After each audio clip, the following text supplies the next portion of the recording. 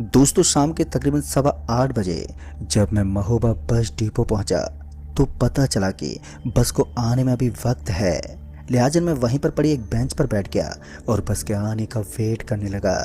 बस का वेट करते हुए मुझे 8:15 से 9 बज गए, पर बस का अभी तक कोई अता पता नहीं था। इसी बीच मुझे टॉयलेट लग गई तो मैं पास ही में बने एक सुलभ शौचालय में चला गया और जब तक मैं टॉयलेट करके वापस लौटा तो मैंने पाया कि बस अब अपने स्टैंड पर लग गई है। बस को खड़ा देखकर मैं तुरंत ही बस में पहुंचा और एक अच्छी सी खिड़की वाली सीट पर जाकर बैठ गया। सवारियां भी अब धीरे धीरे बस में आने लगी थी और फिर कुछ देर के बाद जब बस पूरी भर गई तो बस ड्राइवर ने गाड़ी को हाँकते हुए कहा, सभी लोग बैठ गए ना? और साथ में एक बात और भी बोले जो कि गौर करने वाली थी। वो ये थी कि अगर बस में कोई भी चाय वाला दिखे तो उसे भूल से भी आवाज़ मत देना, यानी कि उसे टोकना मत। ये कहते हुए बस ड्राइवर ने बस डिपो से बस निकाल दी। तभी मेरे बगल में बैठा एक आदमी मुझसे बोला, भाई साहब बीड़ी पीते हो क्या? इस पर मैंने मना करते हुए कहा, जी नहीं नहीं, मैं नहीं पीता। और ये कहते हुए मैं खिड़की की तरफ अपना मुंह किए आराम से बैठ गया। अंधेरा तो हो ही चुका था तो रात में चल रही ठंडी ठंडी हवा बड़ी अच्छी लग रही थी। उस ठंडी हवा में मुझे एक अलग ही सुकून मिल रहा था, जिस वजह से कब मेरी आंख लग गई मुझे पता ही नहीं चला। फिर मेरी आंख तब खुली जब एक चाय वाला जोर से चिल्लाते हुए कह रहा था कि चाय ले लो। पहले तो मुझे उस चाय वाले पर बहुत गुस्सा आया, क्योंकि मैं एक गहरी नींद में जो था। शायद वो चाय वाला अगर नहीं आता तो मैं अभी चैन से सो ही रहा होता। पर एक बात तो थी कि उस चाय वाले की केतली से चाय की बहुत ही अच्छी खुशबू आ रही थी। मन तो कर रहा था कि अभी एक चाय ले ही लूं। तभी मैंने एक नज़र उस चाय वाले पर मारी तो मैंने पाया कि वो चाय वाला अधेर उम्र का है और वो एक मुड़ा सा बांधे हुए है। वो चाय वाला इतनी ज़ोर से आवाज़ लगा रहा था कि मुझसे बर्दाश्त ही नहीं हुआ और आखिर में मेरे सब्र का बांध टूटा तो मैंने कह ही दिया, अरे यार चिल्ला क्यों रहे हो? आराम से बोल लो, जिसको चाय पीनी होगी वो खुद ही बोल देगा। मैंने इतना कहा ही था कि तभी मैंने गौर किया कि वो चाय वाला अब आवाज़ लगाने के बजाय मुझे घूर रहा है। मैंने फिर आवाज़ देते हुए कहा, क्या हुआ ताऊ, ऐसे क्या देख रहे हो? इसी बीच मेरे दिमाग में एक बात आ गई जिससे मैं हैरान हो गया। दरअसल बस तो अभी भी चली रही थी तो ये चाय वाला ताऊ बस में कहाँ से आ गया? और बस तो बीच में कहीं रुकी भी नहीं थी। अभी मैं ये सब सोच ही रहा था कि तभी बस ने अचानक ही ब्रेक लिया और ड्राइवर ने चिल्लाते हुए कहा, अरे भाई जिसको जो खाना है वो खा पी लो, फिर आगे बस नहीं रुकेगी। यानी कि अब बस एक ढाबे पर रुकी थी जहाँ पर सभी सवारियों को उतरकर खाना पीना करना था। पर अब वो चाय वाला ताऊ मुझे बस में कहीं भी दिखाई नहीं दे रहा था। खैर मैंने ज़्यादा ध्यान नहीं दिया और मैं भी बाकियों की तरह बस से नीचे उतर गया। अभी मैं नीचे उतरकर चहलकदमी ही कर रहा था कि तभी मुझे उसी चाय की खुशबू आई जो मुझे बस में एक चाय वाले ताऊ की केतली से आई थी। खुशबू से मैं समझ गया था कि वो चाय वाला ताऊ ज़रूर यहीं कहीं आसपास ही है। तो मैं उस चाय की खुशबू की ओर बढ़ा। ढाबे से कुछ दूर चलने के बाद मुझे वहीं पर सामने एक चाय की टपरी दिखी जो एक जर्जर हालत में थी, यानी कि उस टपरी की छत की तिरपाल फटी हुई थी। फिर जब मैं टपरी के भीतर गया तो मैं एकदम से देखकर हैरान हो गया। दरअसल उस टपरी में वही चाय वाला था जो कि कुछ देर पहले मुझे बस में दिखाई दिया था। उस आदमी को देखकर मुझे एक पल को थोड़ा अजीब तो लगा, मगर मैंने ऊपर के मन से एक बार पूछ लिया, अरे ताऊ आप ही हो? ये तो मुझे मालूम ही नहीं था। और ये आपकी दुकान ढाबे से अलग क्यों है, और वो भी इतनी जर्जर हालत में? पहले तो वो चाय वाला मुझे देखकर धीरे से मुस्कुराया और फिर बोला, हाँ वो क्या है कि इस जगह पर कोई दुकान का किराया नहीं लगता ना, इसीलिए, और वहाँ ढाबे के पास किराया देना पड़ता। तभी उस दुकान वाले ताऊ ने मुझे एक चाय का कप पकड़ाते हुए कहा, अच्छा ये लो चाय पियो। तभी मैंने चाय की चुस्की ली और कुछ देर के लिए वहीं बैठ गया। उसी बीच उस चाय वाले ताऊ से मेरी काफ़ी बातचीत भी हुई और बातों ही बातों में मुझे अपनी बस का ध्यान आ गया तो मैं ताऊ को राम राम कहकर वहाँ से चल दिया। पर जब मैं बस के पास पहुँचा तो मेरे दिल में धक से हो गया। दरअसल मेरी बस अब वहाँ पर नहीं थी जहाँ पर वो खड़ी थी। पूछताछ से पता चला कि बस को निकले अभी 10 मिनट ही हुए हैं। मैं अपने आप को कोसने लगा कि बस आखिर कैसे निकल गई। खैर तभी मुझे वही चाय वाला ताऊ सामने खड़ा दिखा जिसके चेहरे पर एक अलग ही मुस्कान झलक रही थी। जब मुझे कुछ नहीं सूझा तो मैं उसी चाय वाले ताऊ के पास गया तो उसने बताया कि देखो बेटा, अभी रात में तो तुम्हारे यहाँ से कोई गाड़ी नहीं मिलेगी, तो तुम आज रात मेरे यहाँ पर रुक सकते हो, यहीं पास में ही है मेरा घर। मेरे पास भी कोई दूसरा चारा नहीं था, तो मैंने वो रात उस चाय वाले ताऊ के यहाँ काटनी ही ठीक समझी। लिहाजन में बिना सोचे समझे उस अनजान ताऊ के साथ चल दिया उसके घर की ओर। फिर तकरीबन आधे घंटे बाद जब मैं पैदल पैदल उस ताऊ के साथ उस जगह पर पहुंचा तो मेरे पैरों तले ज़मीन ही खिसक गई। मेरा दिल डर से बैठा जा रहा था। समझ में नहीं आ रहा था कि मैं ये किस जगह पर आ गया हूँ। दरअसल जैसे ही हमने गांव के अंदर अपने कदम रखे तो मैंने पाया कि गांव के हर घर के दरवाजे पर एक लाश रखी हुई है, वो भी सफ़ेद कफन में लिपटी हुई। और तो और पूरे गांव में सन्नाटा पसरा हुआ था, मानो यहाँ पर कोई रहता ही ना हो। तभी मैंने लड़खड़ाती हुई जुबान से कहा, ताऊ ये कैसी जगह है, मुझे डर लग रहा है। तभी उस ताऊ ने मेरे कंधे पर अपना हाथ रखते हुए कहा, तुम डरो मत, मैं हूँ ना, चुपचाप से मेरे साथ चलो, कुछ नहीं होगा तुम्हें। मेरी हिम्मत तो नहीं हो रही थी और आगे बढ़ने की, पर उस ताऊ ने कहा तो मैं उसके साथ चल दिया। और जब मैं उसके घर पर पहुंचा तो मैंने पाया कि उसके घर में काफ़ी अंधेरा है। फिर जब उस ताऊ ने लालटेन जलाई तो मैंने पाया कि उसके घर की हालत भी काफ़ी जर्जर है, मानो काफ़ी सालों से इस घर में कोई रहता ही ना हो। मैंने एक बार को पूछा भी, ताऊ आपके घर में कोई और नहीं है? तो इस पर उसने जवाब देते हुए कहा, हाँ है तो, मेरा एक बेटा है, पर वो बीमार है, बाहर कहीं उसका इलाज चल रहा है। इसी बीच उस ताऊ ने मुझे वहीं एक कमरे में बिस्तरा लगा दिया और आराम करने को कहा। मैं काफ़ी थक गया था तो मैं आराम से आंखें नीचे पड़ गया। मैं आंखें नीचे लेट तो गया था, मगर मुझे वहाँ पर बहुत ही अजीब लग रहा था, मानो कि मेरे साथ कुछ गलत होने वाला हो। खैर किसी तरह उस वक्त मेरी आँख तो लग गई, पर जब दोबारा मेरी आँख खुली तो मैंने पाया कि मैं किसी कपड़े में बंधा हुआ हूँ और साथ ही मुझे उठाकर कहीं पर लेकर जाया जा रहा है। फिर जब मैंने अपने आप को हिलाना डुलाना शुरू किया तब मुझे नीचे रखा गया और फिर किसी ने मेरे चेहरे से कपड़ा हटा दिया, जहाँ पर मैंने देखा कि मैं एक कफन के सफ़ेद कपड़े में बंधा हुआ हूँ और साथ ही 4 लोगों के साथ वही चाय वाला ताऊ मौजूद है। ताऊ को देखते ही मैंने तड़कते भड़कते हुए कहा, ये आप मुझे कहाँ लेकर जा रहे हैं और मुझे बांधा क्यों गया है? मैंने अभी इतना कहा ही था कि तभी उन चारों ने मुझे उठाया और वहीं पर मौजूद खुद ही एक कब्र में डाल दिया। कब्र में डालते उन्होंने मेरे ऊपर मिट्टी भी डालनी शुरू कर दी।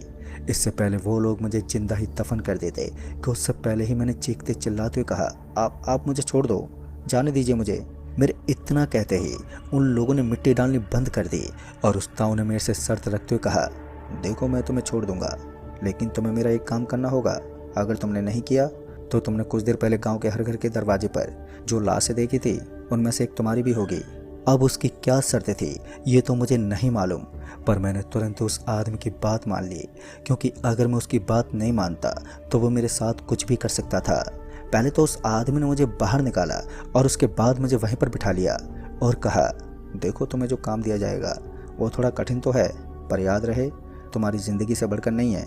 यहाँ से 2 किलोमीटर दूर एक पुराना कब्रिस्तान है, उस कब्रिस्तान की मिट्टी काली है और मेरे बेटे की लाश को उस काली मिट्टी के कब्र में खोदकर 7 दिनों तक गाड़ कर रखना है और साथ ही 7 दिनों तक उस कब्र की मिट्टी के ऊपर वहीं के एक कबीले के 7 छोटे बच्चों के बालों को काटकर ठीक रात के 12:15 बजे चढ़ाना होगा। और ठीक 7वें दिन जब तुम्हें कब्र से आवाज़ सुनाई दे तो तुम उसे बाहर निकाल लेना और फिर उसके बाद तुम यहाँ से जा सकते हो। उस ताऊ की बात सुनने के बाद मैं बहुत ही ज़्यादा घबरा गया था, क्योंकि काम बहुत खतरनाक था जिसको कर पाना नामुमकिन था और साथ ही जान पर भी बन सकती थी। खैर मेरी मजबूरी थी तो मैंने अपना मन बना लिया ये काम करने का, अब चाहे जो भी हो। तभी वो ताऊ मुझे वापस से अपने घर ले गया। घर में एक बड़ा सा संदूक था। पहले तो मुझे लगा कि इस संदूक में शायद कब्र खोदने का कोई सामान होगा, पर जब मैंने उस संदूक के अंदर देखा तो मेरे पैरों तले ज़मीन ही खिसक गई। मैं घबरा कर एकदम से पीछे गिर पड़ा। उस संदूक में से इतनी गंदी बू आ रही थी कि मेरा वहाँ पर रुकना बहुत ही मुश्किल हो गया था। दरअसल उस संदूक के अंदर एक लाश थी जो बहुत ही बुरी अवस्था में थी। उस लाश का शरीर पूरी तरह से सिकुड़ गया था। तभी उस ताऊ ने मुझसे कहा, ये मेरे बेटे की लाश है, तुम्हें इसी को लेकर जाना है और जैसा कहा गया है वैसा ही करना है। तभी मैंने अपनी हिम्मत बांधी और किसी तरह अपने कंधे पर उस लाश को डालकर उस पुराने कब्रिस्तान की ओर चल दिया। 2 किलोमीटर का कब्रिस्तान का वो सफ़र मुझे अकेले ही तय करना था, क्योंकि सफ़र के दौरान मेरे मन में ख्याल भी आया कि मैं इस लाश को यहीं छोड़कर भाग जाऊं, पर ऐसा मुमकिन नहीं था, क्योंकि जब मैं उस लाश को लेकर घर से निकला था तो पता नहीं किसी की छाया मेरे साथ साथ चल रही थी, जिसका मुझे एक भय बना हुआ था। अब पता नहीं वो क्या चीज़ थी, ये तो मुझे नहीं मालूम, पर मैं किसी तरह चुपचाप बस अपने रास्ते चलता रहा। जब मैं उस कब्रिस्तान के दरवाजे पर पहुंचा तो सन्नाटे भरे शाह अंधेरे में मेरी हिम्मत नहीं हो रही थी कि मैं उस कब्रिस्तान के अंदर जाऊं। ऊपर से मेरे कंधे पर रखी वो लाश मुझे अंदर से और भी ज़्यादा भयभीत कर रही थी। पर मैं किसी तरह अपने कंधे पर उस लाश को टांगे कब्रिस्तान में दाखिल हुआ और एक सही सी जगह पर ले जाकर रख दिया। अब बारी थी उस लाश को दफन करने की। मैंने फौरन ही जमीन खोदना चालू कर दिया और तकरीबन 2 से 3 घंटे में मैंने उस लाश को जमीन में दफन कर कुछ पल के लिए आराम करने लगा। क्योंकि जमीन खोदते खोदते मैं काफ़ी थक चुका था, पर मैं ज़्यादा देर तक आराम नहीं कर सकता था। अभी तो सबसे मुश्किल काम करना बाकी ही था। कुछ देर सुस्ताने के बाद मैं बढ़ा उस कबीले के ओर जो उस कब्रिस्तान से ठीक पीछे ही बसा हुआ था। और जब मैं उस रात के साए में उस कबीले के पास पहुंचा तो मैं ये देखकर चौंक गया कि उस कबीले के लोगों की कद काठी हम आम इंसानों से कहीं ज़्यादा ही अलग है। वो इंसान कम, दानव ज़्यादा प्रतीत हो रहे थे, जिसका साफ साफ मतलब था कि अगर मैं गलती से भी इनके हत्थे चढ़ गया तो मेरा क्रियाक्रम उसी वक्त तय था। पर मुझे तो किसी तरह इस काम को अंजाम देना ही था। लिहाजा मैं दबे पांव दाखिल हुआ उन हैवानों के कबीले में और तलाशने लगा एक बच्चा जिसके बाल काट कर लेकर जाना था। मैं अपनी सांसें रोके सही मौके का इंतजार करता रहा और जब मेरी नज़र एक बच्चे पर पड़ी जो कि गहरी नींद में सो रहा था तो मैंने बड़ी ही सावधानी से उस बच्चे के बाल काट कर वहाँ से सरपट भागा और फिर वापस से आने के बाद उन बालों को उस लाश की मिट्टी के ऊपर डाल दिया। जैसे मैंने उन बालों को मिट्टी में डाला वैसे मुझे एक ज़ोरदार की चीख सुनाई दी जो उसी कबीले की तरफ से आई थी। उस वक्त मैंने उस चीख पर ध्यान ही नहीं दिया और चुपचाप वहाँ से निकलकर दूर हाईवे के किनारे आकर बैठ गया। 7 दिनों में से एक दिन का काम अब पूरा हो चुका था और अब बस अगले 6 दिनों की बात थी। वैसे मुझे लगा नहीं था कि मैं इस काम को अंजाम दे पाऊंगा, पर जिस तरह से पहला दिन का काम पूरा हुआ उसे देखते हुए लगता है कि अगले 6 दिन का काम भी ऐसे बिना किसी परेशानी के पूरे हो जाएंगे। यही सब सोच विचार करते हुए रात भी ढल गई और सवेरा हो गया, पर मेरी आंख अभी ही लगी हुई थी जिस वजह से मैं सोता ही रह गया। नींद इतनी गहरी और लंबी थी कि कब दिन का उजाला रात के अंधेरे में तब्दील हो गया ये पता ही नहीं चला। आंख के खुलते मैं सर पर दौड़ा उस कबीले की तरफ फिर से किसी बच्चे के बाल काटने। आज भी थोड़ा डर तो लग रहा था, पर मैं फिर से एक बच्चे के बाल काटने में कामयाब रहा और जब मैंने उन बालों को उस मिट्टी में डाला तो कल की ही तरह आज भी किसी की चीख सुनाई पड़ी। पर इस बार भी मैंने उस चीख पर ध्यान नहीं दिया और फिर से हाईवे के किनारे पर जाकर बैठ गया। अब 2 दिन का काम खत्म हो चुका था और अब बस 5 दिन और बचे थे। इसी तरह अगले 3 दिन भी बड़े आराम से गुजर गए। अब महज 2 दिन की बात थी और जब मैं 6वीं रात में उस कबीले में बाल काटने के लिए पहुंचा तो मैंने देखा कि आज कबीले के सारे लोग एक जगह पर जमा हैं। उन्हें देखकर ऐसा लग रहा था कि वो सारे के सारे बहुत ही ज़्यादा गुस्से में हैं। तो मैंने कुछ देर तक वहीं दूर से उन सभी लोगों पर नज़रें बनाए रखी और उनके वहाँ से जाने का इंतज़ार करने लगा। फिर जब कुछ देर बाद वो सारे वहाँ से चले गए तो मैं अंदर दाखिल हुआ और ढूंढने लगा एक सोता हुआ बच्चा, पर आज कोई ऐसा बच्चा दिखाई नहीं दे रहा था जिसके बाल काटे जा सकते थे। काफ़ी मशक्क़त करने के बाद एक बच्चा मिला और जैसे मैंने उसके बालों को पकड़ा वैसे वो बच्चा जाग गया और वो बच्चा जागते मेरे हाथों पर झपटा और अपने पैने दांत काट दिए। उस बच्चे ने मेरे हाथों को इतनी ज़ोर से काटा कि मेरी चीख निकल गई। मैंने किसी तरह उस बच्चे से अपना हाथ छुड़ाया और वहाँ से सरपट भागा। अभी मैं वहाँ से भाग ही रहा था कि मुझे उन लोगों की आवाज़ें आने लगी जो शायद मेरी तरफ ही आ रहे थे। गनीमत थी कि मैंने उस बच्चे के बाल काट लिए थे। मैं उनसे छुपते छुपाते किसी तरह कब्रिस्तान पहुँचा और जल्दी से वो बाल उस मिट्टी में डालकर वहाँ से भागकर हाईवे पर चला आया। पर अब मुझे बहुत ही ज़्यादा घबराहट होने लगी और जब मैंने अपने हाथ की तरफ देखा तो मैंने पाया कि मेरा हाथ सूज गया है, साथ ही उसमें से खून बहे जा रहा था। उस बच्चे के दांत किसी नुकीले कील की तरह थे जिसके चलते मेरे हाथ की ये दुर्गति हो गई। जहाँ अब मुझे डर लगने लगा था तो वहीं दूसरी ओर मेरे हाथ के दर्द ने मुझे बेचैन किए हुए था। रात भर मैं दर्द से छटपटाता रहा और जब दर्द कुछ कम हुआ तो मैं गहरी नींद में सो गया और फिर सूरज ढलने के बाद ही मेरी आंखें खुली। आज की रात आखिरी रात थी तो इसके बाद मैं अपने घर जा सकता था, पर मेरा हाथ अब बहुत ही ज़्यादा ही सूज गया था जिसके कारण मुझे अभी भी दर्द हो रहा था। खैर मैंने टाइम वेस्ट नहीं किया और फिर से उस कबीले में पहुंचा जहां आज गहरी खामोशी पसरी हुई थी। आज पिछली रात की तरह कोई गहमा गहमी नहीं थी। मुझे लगा कि आज कोई दिक्कत नहीं होगी और यही सोचकर अब मैं आगे बढ़ा तो अकेले सो रहे बच्चे पर मेरी नज़र पड़ी और मैंने चुपके से उसके बाल काट लिए। और जैसे ही वहां से भागा तो वैसे उस कबीले वालों ने मुझे घेर लिया। पता नहीं अचानक से वो सारे कहां से आ धमके। मैं किसी तरह वहां से गिरता बजरता भागा और जब मैं कब्रिस्तान में पहुंचा तो मैंने देखा कि मेरे हाथ में बाल है ही नहीं। शायद अफरा तफरी में मेरे से वो बाल कहीं पर गिर गए थे। उस वक्त मुझे समझ में नहीं आ रहा था कि अब क्या किया जाए कि तभी एकदम से मुझे ऐसा महसूस हुआ कि कोई मेरे शरीर के अंदर घुस गया है। अचानक ही मुझे बहुत ही भारीपन लगने लगा और फिर अचानक से पता नहीं मुझे क्या हुआ कि मैं वो ज़मीन अपने हाथों से खोदने लगा।